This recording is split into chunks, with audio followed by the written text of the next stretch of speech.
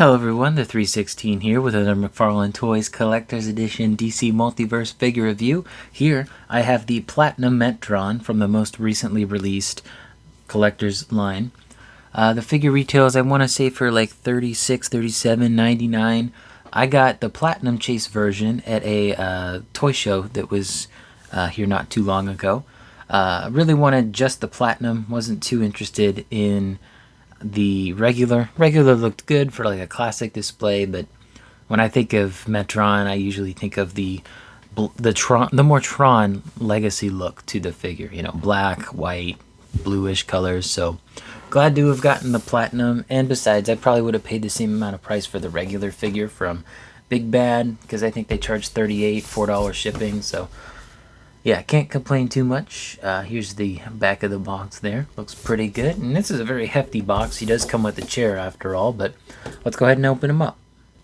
Alright, now that he's out of the package, we can take a look at these accessories. He does come with the newer logo, DC Studios, on the stand. Put that in the bin, or in the binder. The card goes, the binder. As you can see, here's a read-up on the character. Pretty neat. And I like to cut out the Platinum sticker, but I don't recommend doing that. You can cut yourself pretty easy, so do it at your own risk. But he does have two alternate hands. I don't think we've seen these before. We might have, but he has a more relaxed hand here, and he has not quite, but almost a pointing hand here. Just very relaxed pointing, but I am going to swap those onto the figure. Getting the fists off are pretty easy. They did paint the fingers on those as well, so get these fingers on there. Alright, good to go. And before we take a look at Metron, we obviously have to look at the Mobius chair, and for this I'm going to lower it just a little bit here. So it comes in two separate pieces. You have the bottom piece and you got the top piece. It's pretty simple to line up. There's no instructions, but you get the idea. And there's two tabs in the back here that clip into the chair. There's also two little pegs back here. I'm not sure why those pegs are there, other than maybe getting the figure in there. I'm not sure.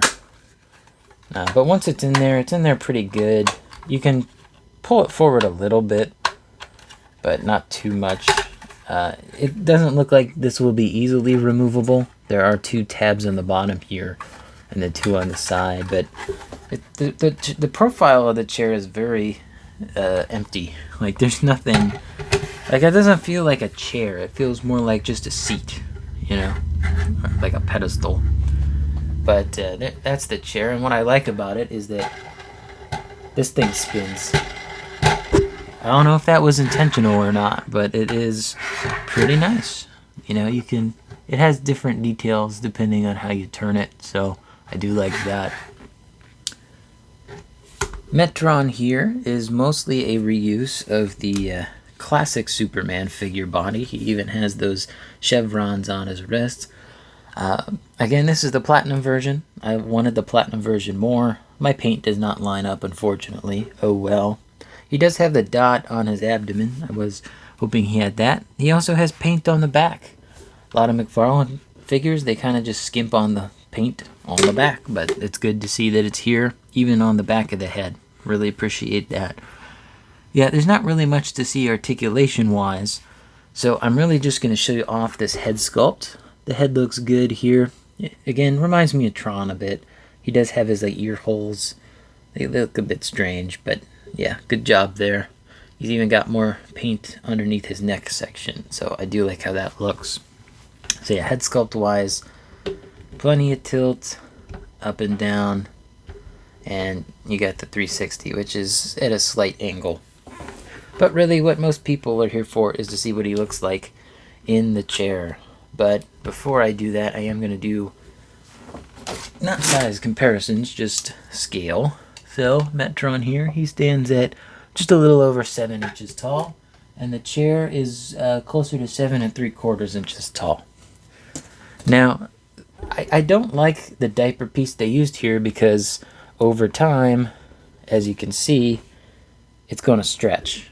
I'm not a fan of that. I wish they used a different type of material or hell, I would have been fine with them not including a crotch piece, because I don't want to leave my figure like this and then over time the piece just degrades and deteriorates and I can't get it back to its original shape. They also painted on his ass cheeks. I did not expect that.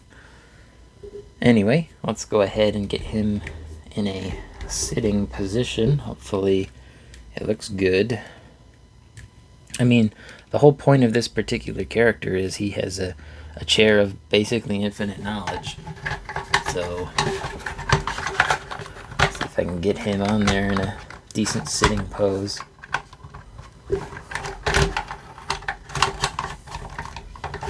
You can kind of see with my struggling here that it's not super easy to get him all in the chair.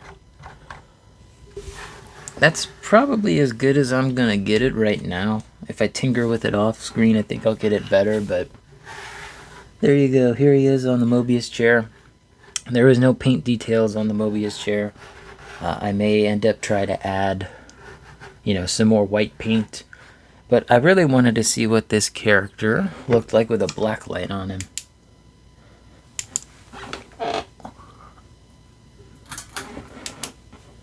Okay, so the chest and a little bit of the fingers, they definitely glow, but those joints look kind of brown. That's kind of interesting.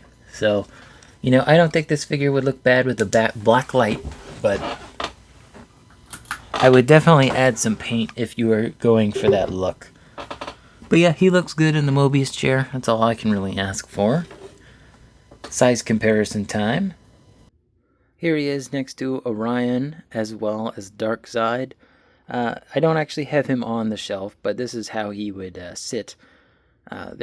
Orion and him are basically the same height with their accessories on. Darkseid is definitely still taller than them, though. I might put him down here with my Batman shelf, have Batman sit on here instead of Metron, because he did that once, but that's what they look like. Here he is with all of the usuals, of course. I think he looks good. I don't think the chair is as big as I would like it. I definitely don't like the mold they chose for Metron. I wish they used a different one that allowed for sitting to be much easier. Again, not a fan of the rubber diaper piece there. It's just going to stretch over time and possibly even break. So, I'm not sure I completely feel good about the price I spent for this figure, about $45. But, same thing with the regular release. I don't know if it's worth it at that retail price. I think he's still available for pre-order and sale, so if you want him, get him, of course, but otherwise I would wait for a sale. Anyway, hope you all enjoyed. Let me know in the comments down below what you think of Metron. Don't forget to leave a like on the video, subscribe, and hit the bell. It all helps out the channel. And as always, peace.